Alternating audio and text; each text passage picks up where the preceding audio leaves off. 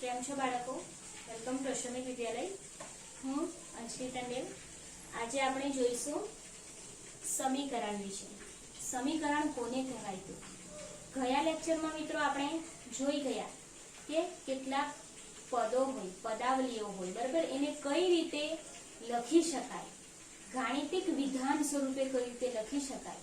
ત્યારબાદ ગાણિતિક વિધાનો આપ્યા હોય એને પદ સ્વરૂપે કઈ રીતે લખી શકાય તેના વિશે માહિતી મેળવી. કેટલાક એના એક્ઝામ્પલ્સ પણ જોયા છે. ખ્યાલ આવ્યો?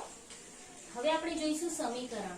ત્યારે મેં તમને થોડી ઘણી ઝાંખી આપી હતી કે સમીકરણ કોને કહેવાય. આજે એના વિશે વિસ્તારથી જોઈએ. સૌપ્રથમ છે કે સુરેખ સમીકરણ. મિત્રો, આપણે જે આ ચેપ્ટરમાં ભણીશું એ ફક્ત સુરેખ સમીકરણ વિશે. સમીકરણ અલગ અલગ હોય છે. જેમ જેમ ચલની ઘાત બદલાય તેમ તેમ સમીકરણો બદલાય છે, બરાબર. જેમાં આપણે સુરેખ સમીકરણ વિશે શીખીશું. સુરેખ સમીકરણનું વ્યાપક સ્વરૂપ, આપણે અહીં જે સ્વરૂપ લખ્યું છે એને કહેવાય વ્યાપક. વ્યાપક સ્વરૂપ એટલે કે કોમન એક, બરાબર, એક ફોર્મ્યુલા છે કે આ ફોર્મેટમાં જ સમીકરણ હોય છે, જેમાં ax + b = 0. આનો અર્થ એવો થાય કે જો આપણે ગાણિતિક વિધાન સ્વરૂપે લખીએ તો કઈ રીતે થાય? કોઈ સંખ્યાને a વડે ગુણી તેમાં b ઉમેરતા જવાબ 0 મળે છે. અહીં આ x એ કોણ છે? એ ચલ છે. એ ચલની ઘાત એના માથા ઉપર 1 છે, એની ઘાત 1 છે, એટલે એક ચલ સમીકરણ છે, સુરેખ સમીકરણ છે. જે સુરેખ સમીકરણ જે પણ હોય એમાં ચલની હંમેશા ઘાત 1 જ હોય છે, બરાબર. બીજી વસ્તુ, અહીં a ને b જે છે એ મિત્રો a ને b એ અચળ છે. અચળ એટલે કોઈક સંખ્યા છે. અચળ, અચલ, ચલે નહીં તેવું, કાયમ માટે રહે તેવું, એની કિંમત ફિક્સ હોય છે. જે આપી હોય તે જ હોય છે. આપણે ફક્ત કોની કિંમત બદલી શકીએ? ચલ. ચલ એટલે ચલે છે, આગળ અલગ અલગ કિંમત એની બદલાય છે. બીજી વસ્તુ ધ્યાનમાં રાખવાની છે કે એ જે છે એ 0 હોવો જોઈએ નહીં. આ ચોક્કસપણે શરત તમારે એવું કહ્યું હોય કે સુરેખ સમીકરણનું વ્યાપક સ્વરૂપ લખો ત્યારે તમારે આ સ્વરૂપ લખવાનું. a b એ અચળ છે, x ચલ છે અને a ≠ 0 છે કે એ 0 ન હોઈ શકે. આ શરત પણ અવશ્ય લખવી પડે છે. કેમ? કારણ કે જો એ 0 થઈ જાય તો 0 × x એટલે આ પદ 0 થઈ જાય. આ પદ 0 થઈ જાય તો સમીકરણમાં ચલ રહે નહીં. સમીકરણમાં ચલ ના રહે તો પછી આપણે એને સમીકરણ કઈ રીતે કહી શકીએ? સમીકરણમાં જો ચલ ના હોય તો આપણે એને શું કહી શકીએ? સિમ્પલ પદાવલીઓ, બરાબર, અથવા તો ફક્ત સંખ્યાઓ જ રહી જાય છે. સમીકરણ થવા માટે મુખ્ય વસ્તુ જે જરૂરી છે તે આ બરાબરનું ચિહ્ન. કમ્પલસરી સમીકરણમાં બરાબરનું ચિહ્ન હોવું જ જોઈએ. કારણ કે જો આની જગ્યાએ સમતાઓ આપી હોય, આ અથવા તો લેસ ધેન ગ્રેટર ધેન આપણે શીખી ગયા છે, આવી પ્રકારની જે જ્યારે પણ સિમ્બોલ આપ્યા હોય તો એ સમીકરણ કહેવાતું નથી. આપણે 6 માં શીખી ગયા છીએ, બરાબર. જે આ બરાબરનું ચિહ્ન હોય એ જ સમીકરણ કહી શકાય. એમાં ચલની અલગ અલગ કિંમત હોય છે અને જે અચળ હોય છે તે કેવા હોય છે? ફિક્સ હોય છે. સમીકરણની વ્યાખ્યા જોઈએ તો સમતા દર્શાવતા ગાણિતિક વિધાનના સાંકેતિક સ્વરૂપને સમીકરણ કહે છે. સમતા દર્શાવે છે. સમતા એટલે શું? તો જે બંને બાજુ સરખું હોય તેને સમતા કહેવાય. Sorry, my mistake. જે આપણે ચિહ્નો જોયા લેસ ધેન ગ્રેટર ધેન હોય તો એને કહેવામાં આવે છે અસમતાઓ, બરાબર, અસમતાઓ. કારણ કે એ શું સૂચવે છે કે સંખ્યા આના કરતા મોટી છે અથવા તો આનાથી નાની છે એવું દર્શાવે છે, બરાબર.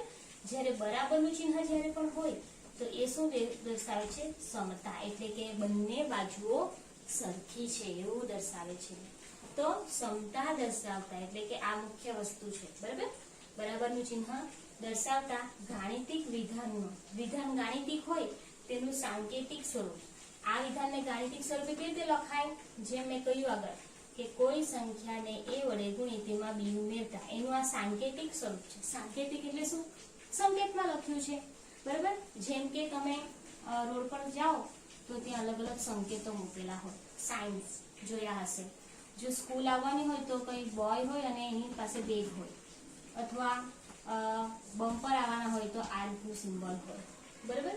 એટલે ઝેબ્રા ક્રોસિંગ આવવાનું હોય તો આ પ્રમાણેનું સિમ્બોલ હોય, આ રીતે. રેલવે આવવાનું હોય તો પણ આવા પ્રકારનું કંઈ રેલવેના પાટા સાઈડ પ્રકારનું સિમ્બોલ હોય, બરાબર. એટલે સાંકેતિક સ્વરૂપ કહેવાય. તો આપણને એ ચિત્રોને સંકેતોને જોઈને ખ્યાલ આવી શકે કે આ શું કહેવા માંગે છે. એવી જ રીતે ગાણિતિક વિધાનનું સાંકેતિક સ્વરૂપ એટલે આ સમતા દર્શાવતું ગાણિતિક વિધાનનું સાંકેતિક સ્વરૂપ ને શું કહેવામાં આવે છે? સમીકરણ કહેવામાં આવે છે.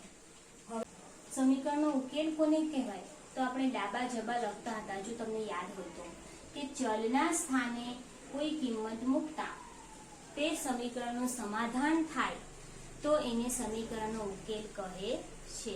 એને એક્ઝામ્પલ્સ જેવા આવશે તે હું તમને ત્યારે સમજાવી દઈશ. બીજી વસ્તુ, એ જે સમીકરણનો જે ઉકેલ હોય એને બીજા શબ્દમાં બીજ પણ કહે છે. સમીકરણના બીજ કયા છે આ શબ્દ આગળ જતા આવશે, એટલે આપણે યાદ રાખવાનું છે કે સમીકરણનો ઉકેલને શું કહેવામાં આવે છે? સમીકરણનું બીજ, બરાબર. ચાલો હવે આપણે કેટલાક સમીકરણના ગુણધર્મો છે તેના વિશે જોઈએ. ગુણધર્મો શું છે? તો કે જો a બરાબર b હોય એટલે આ જે સમતાનું ચિહ્ન છે, હા, એ સમતાનું ચિહ્નની બરાબર આ બાજુ ડાબી બાજુએ કોઈક સંખ્યા છે, જમણી બાજુએ કોઈક સંખ્યા છે, તો કે ડાબી બાજુએ જે સંખ્યા છે અને જમણી બાજુએ જે સંખ્યા, આ બંને સંખ્યા સરખી છે. આનો અર્થ એવો થાય કે જમણી બાજુએ જે સંખ્યા છે એ ડાબી બાજુએ છે. એટલે ડાબી બાજુ બરાબર જમણી બાજુ હોય તો જમણી બાજુ બરાબર ડાબી બાજુ થાય છે. ત્યારબાદ બીજો ગુણધર્મ જો જોઈએ તો જો a બરાબર b કે ડાબી બાજુ બરાબર જમણી બાજુ થાય તો a વત્તા c બરાબર b વત્તા c. એટલે ડાબી બાજુ આપણે કોઈક સંખ્યા ઉમેરીએ છીએ, જો કોઈક સંખ્યા ઉમેરીએ છીએ તો જમણી બાજુએ પણ એ સંખ્યા ઉમેરાય છે, ઉમેરવી પડે છે. તો ખ્યાલ આવ્યો મિત્રો કે જો ડાબી બાજુ બરાબર જમણી બાજુ થતી હોય તો આપણે ડાબી બાજુ જે પણ ક્રિયા કરીએ, જો 2 ઉમેરીએ તો આ બાજુ પણ 2 ઉમેરવા પડે છે, જો 2 બાદ કરીએ તો આ તરફ પણ 2 બાદ કરવા પડે છે.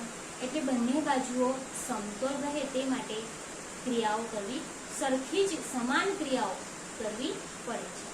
ત્યારબાદ બીજો ગુણધર્મ છે, જો a બરાબર b તો ac બરાબર bc. ac એટલે શું? તો a ગુણ્યા c અને bc એટલે b ગુણ્યા c.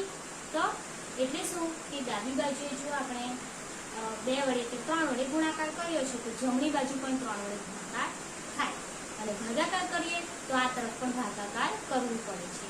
આ છે સમીકરણના ગુણધર્મો. તો ખ્યાલ આવ્યો મિત્રો? આજના લેક્ચરમાં આપણે શું શીખ્યા? સમીકરણ વિશે, એના ગુણધર્મો વિશે, એની વ્યાખ્યા જોઈ, એનું વ્યાપક સ્વરૂપ જોયું.